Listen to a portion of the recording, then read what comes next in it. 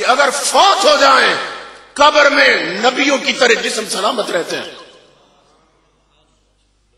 اللہ اکبر. انبیاء، علماء، شہداء، حفاظ، قرآن والے، مگر قربان جائیں حضور کی رحمتوں کی وسعت پر.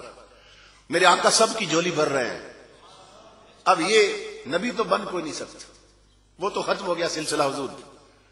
عالم بننا بھی ہر بندے کے بس کا کام نہیں بن سکتا، اور حافظ بننا بھی ہر بندے کے لیے مشکل نہیں بن سکتا.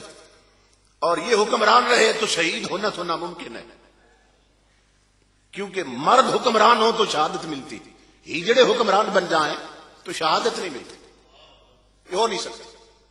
تو امام الانبیاء کے غلاموں یہ کام بھی مشکل ہو گیا. اب تاجدار کائنات کی نظر باقیوں پر بھی تھی کہ وہ بھی تو میرے غلام ہیں، ان کی جھولی کیسے بھروں. امام الانبیاء نے اعلان کیا، فرمایا ایک اور کام بتا دیتا ہوں، جو یہ کر لے اس کا جسم بھی سلامت رہے. آقا وہ کون سا کام ہے؟ فرمایا جو بندہ بغیر تنخواہ کے لالچ کے اللہ رب العزت کے گھر میں آ کر 5 وقت آذان دیتا ہے، مر جائے نبیوں کی طرح جسم سلامت رہتا ہے.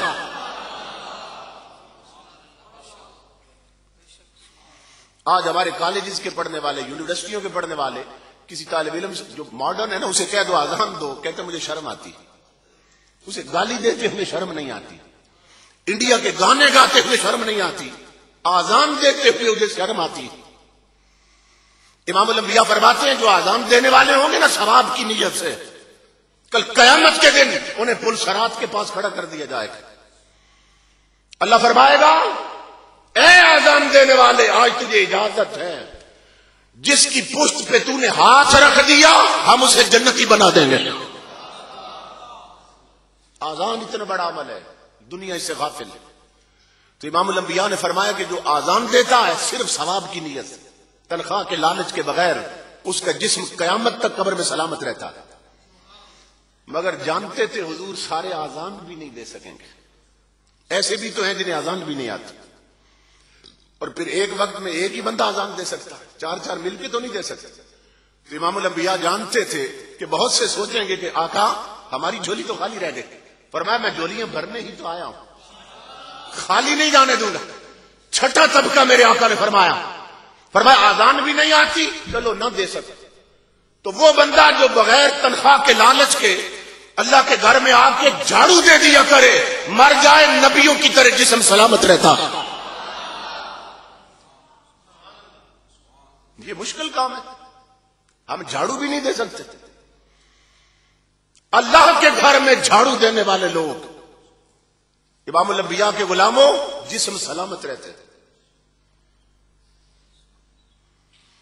ہم جب چھوٹے بچے تھے تو اپنے گاؤں میں بڑے بڑے خاندانوں کی بوڑھی عورتیں صبح نماز کے وقت دیکھتے تھے مسجد میں جھاڑو دے رہی. اس وقت نہیں سمجھ آتی تھی کہ خادم مسجد بھی موجود ہے، یہ اتنی بڑے خاندانوں کی عورتیں آ کے جھاڑو کیوں دیتی. بعد میں حدیثیں پڑھی تو پتہ چلا وہ تو اپنی قبریں سنوار رہی تھی. اس دروازے پہ جو جھاڑو بردار بن جائے نا اسے اتنی عزت ملتی، قبر کی مٹی پہچانتی ہے یہ رب کے گھر کا ملازم رہا ہے، اس کا جسم نکانا. اکڑی ہوئی گردنوں کے ساتھ یار نہیں ملتا، عظمت نصیب نہیں ہوتی. یہاں تو مٹانا پڑتا. جتنے گرتے جاؤ گے اتنے اٹھائے جاؤ گے. اس دروازے سے چاکری سیکھی. حضور جسٹس پیر محمد کرم شاہ الازہری رحمت اللہ تعالی علیہ، بہت بڑا نام، جن کے بارے میں جنرل ضیاء الحق نے کہا تھا کہ اگر پیر کرم شاہ کو میں سونے سے تول بھی دوں تو اس کی عظمت کا حق ادا نہیں ہو سکتا. اتنی بڑی شخصیت. اور شیخ الاسلام خواجہ قمر الدین سیالوی نے فرمایا تھا ان کے بارے میں کہ کرم شاہ سیال شریف کے روزے کا مینار ہے. اپنا پیر جس کے لیے یہ کچھ کہے. میں مدینہ پاک گیا، مجھے وہاں جو پاکستانی ملازم ہے مسجد نبوی میں انہوں نے بتایا کہ پیر کرم شاہ صاحب یہاں تشریف لائے، یہاں وہ چیف جسٹس تھے پاکستان میں. تو ہم ہر وقت ساتھ رہتے تھے. تو ایک دن پیر صاحب آنکھ بچا کے غائب ہو گئے. تو ہم سوچنے لگے کہ پیر صاحب کہاں چلے گئے. تو کہتے ہیں کہ ہم نے جب پوچھا نا، تلاش کیا، تو کسی نے بتایا کہ کافی دیر ہو گئی، اس حلیے کا بندہ جدھر ٹائلتے ہیں نا مسجد نبوی کی اس طرف گیا ہوا ہے. وہ کہنے لگے اللہ کی عزت کی قسم، جب ہم وہاں پہنچے ٹائلٹوں کے پاس تو پاکستان میں جو چیف جسٹس تھا اور لاکھوں مریدوں کے دل کی دھڑکن کا کرم شاہ ہاتھ میں وائپر لے کر ٹائلٹیں صاف کر رہا تھا. سوکھے نہیں پذیر فقیراں ملدے دل بر جانی. اس کے لیے گرنا پڑتا، جو جتنا گر جائے جتنا مٹ جائے اتنا ان مٹ کر دیا جاتا، جو جتنا پست ہو یار کے لیے اسے اتنا بلند کر دیا جاتا. تو جو اتنا گرا تھا یار کی چوکھٹ پر، کرم شاہ نہیں راضیاء الامت بن کے چمکا. دنیا کو کیا خبر کہ تاجدار کائنات کے مقام کا ادب کیا ہے. امام الانبیاء کے غلاموں، تاجدار کائنات نے فرمایا کہ یہ 6 طبقے ہیں جن کے جسم سلامت رہتے ہیں. اور لوگ بکواس کرتے ہیں نبیوں کے بارے میں کہ جی وہ بھی مر کے بچے ہیں، وہ حضور کا نام لینے والا اس کا جسم سلامت رہتا ہے. اور پھر یہ کہنا کہ جی ان کی روح قبر میں تو جسم مٹی ہو گیا اور روح جو ہے وہ صرف جنت میں. یہ بھی سن لے حدیث پاک سے. امام الانبیاء نے فرمایا قبر المؤمن روضۃ من ریاض الجنہ. مومن کی قبر جنت کے باغوں میں سے باغ بنتی.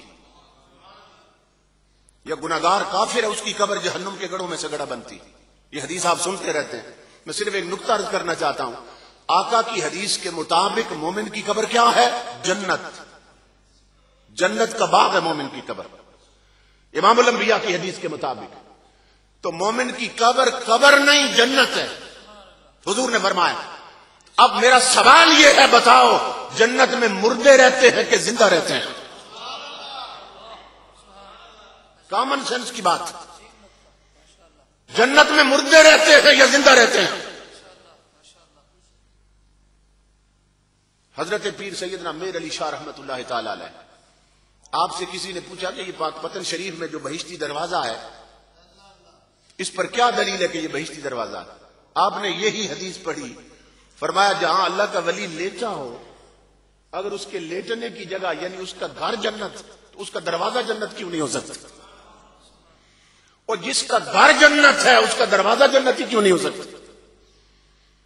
اور پھر آپ نے فرمایا کہ میر علی شاہ کا یہ عقیدہ ہے کہ لوگ تو کہتے ہیں نا اس دروازے سے جو گزرے جنتی ہے. آپ نے فرمایا میر علی شاہ کا عقیدہ ہے جو ادب کے ساتھ پاک پتن کے کسی ٹیلے پہ چڑھ جائے وہ بھی جنتی ہو جاتا ہے. لوگوں کو یہ معلوم نہیں اللہ اپنے ولیوں کا کتنا حیا کرتا، اپنے پیاروں کا کتنا حیا کرتا. بخاری شریف کی حدیث ہے بڑی مشہور، آپ سنتے رہتے ہیں لیکن توجہ شاید اس طرف نہ ہو. ایک کنجری تھی، اس نے پیاسے کتے کو پانی پلایا، اللہ نے جنتی کر دیا. تو کتا ایک نجس مخلوق، اس کا حیا کر کے کنجری کو جنت دے رہا ہے، تو اپنے ولی داتا کا کتنا حیا کرے، غریب نواز کا کتنا حیا ہوگا، میر علی شاہ کا کتنا حیا ہوگا، حضرت بسالوی کا کتنا حیا ہوگا. اپنے ولیوں کو کوئی حیا نہیں. تھوڑا سا غور کر لیا کرو. یہ جو بخارا اور سمرقند کا حکمران تھا، یہ ایک بار گلی میں جا رہا تھا. اب اللہ کی محبت دیکھو اپنے بندوں کے ساتھ. گلی میں جا رہا تھا تو حضرت جلال الدین بخاری رحمت اللہ علیہ کے مرید، ان کے کمرے کی دری اس پہ مٹی جم گئی تھی، گرد لگ گئی تھی. اس کو نہ چاروں کونوں سے پکڑ کر گلی میں جھاڑ رہے تھے. مٹی اڑ رہی تھی، گرد اڑ رہی تھی. بادشاہ اسی گلی سے آ رہا تھا. غلاموں نے کہا آپ رک جائیں، ہم انہیں روکتے ہیں. اس نے کہا یہ ہیں کون؟ کہا یہ حضرت جلال الدین ایک اللہ کے ولی ہیں، بزرگ ہیں، ان کے کمرے کی دری جھاڑ رہے ہیں تو گرد اڑ رہی ہے، آپ تھوڑا رک جائیں، ہم انہیں منع کرتے ہیں. وہ چھوڑ دیں پھر گزر جائیں. اس نے کہا انہیں روکو نہیں. پہلے بادشاہوں کے عقیدے بھی کیسے تھے. کہنے لگا انہیں روکو نہیں، انہیں کہو زور سے جھاڑے، میں تھوڑی دیر اس گرد میں رکنا چاہتا ہوں، میں تھوڑی دیر اس مٹی میں رکنا چاہتا ہوں. کہ اس پر ولی کا سر جھکتا رہا ہے، اس پر اس کے پاؤں لگتے رہے رب کے یار کے، تو اس مٹی میں تھوڑی دیر مجھے کھڑا رہنے دے. وہ گرد اڑ رہی تھی، وہ اس نے تاج اتار دیا تاکہ کچھ بالوں پہ پڑ جائے، چہرے پہ پڑی. اس نے بٹن کھول دیے کہ جسم پہ پڑ جائے. کھڑا رہا اس مٹی میں. جب یہ بادشاہ مر گیا تو اسی کے پڑوسی نے خواب دیکھا، کسی بزرگ نے وہ کہتے ہیں میں نے پوچھا تیرے ساتھ قبر میں کیا بیتی؟ کہنے لگا کچھ نہ پوچھ، رب کی رحمتوں کا۔ جب قبر میں گیا نا، زندگی بھر کے گناہ آ گئے تھے دبوچنے کے لیے عذاب کی شکل میں، مگر اللہ رب العزت نے فرمایا عذاب پیچھے ہٹ، تجھے معلوم نہیں اس نے ولی کی دری کی گرد میں غسل کیا ہوا، یہ تیمم کر کے آیا ہے میرے ولی کے گھر کی دری کی گرد میں، ہم نے اسے جنتی کر دیا۔ اسے کوئی پوچھ سکتا ہے کہ تم اتنا لحاظ کیوں کرتا؟ اس کے ہر بندہ اپنے یاروں کا حیا کرتا ہے، تو وہ اپنے یاروں کا حیا کرتا ہے، تو اس میں کون سی تعجب کی بات ہے؟ یہ سلطان سنجر جس کے بارے میں علامہ اقبال نے کہا کہ شوکت سنجر و سلیم تیرے جلال کی نمود، اس کی پرسنالٹی بہت تھی سلطان سنجر کی۔ امام غزالی فرماتے ہیں میں اس کے دربار میں گیا، اس کو اللہ نے اتنا روب دیا تھا اور پرسنالٹی کہ میرے جسم پہ کب کبھی طاری ہو گئی۔ آپ فرماتے ہیں کہ میں سنبھال نہیں رہا تھا اپنے آپ کو، میرے ساتھ ایک حافظ قرآن تھے، میں نے انہیں گزارش کی قرآن کی تلاوت شروع کرو، تو جب اس نے تلاوت قرآن شروع کی تو قرآن کا جلال اس کے جلال پہ غالب آ گیا اور میں نے اپنے آپ کو سنبھال پایا۔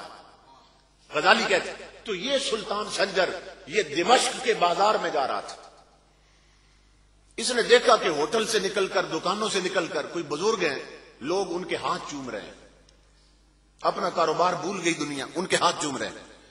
اس نے کسی سے پوچھا غلام سے کہ یہ کون ہے بزرگ؟ انہوں نے کہا یہ اللہ کے ولی حضرت خواجہ شریف زندانی رحمت اللہ تعالی، اور دنیا ان کے ہاتھ چوم رہی ہے کہ رب کا یار ہے۔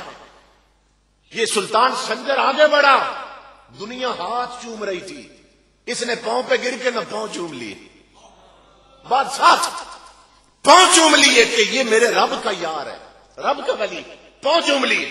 تو سلطان سنجر جب فوت ہوا قبر میں گیا، کسی بزرگ کو خواب میں ملا، انہوں نے کہا کیا بیتی تیرے ساتھ؟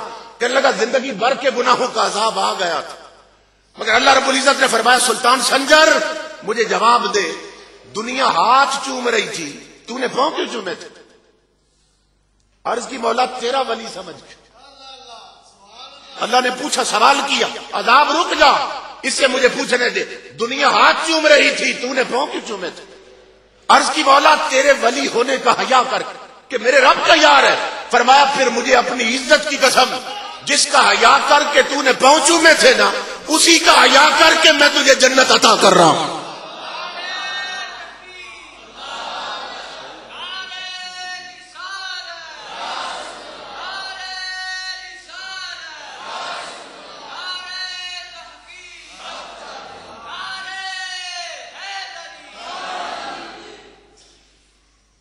امام الانبیاء کے غلاموں، اللہ اپنے ولیوں کا اتنا حیا کرتا تھا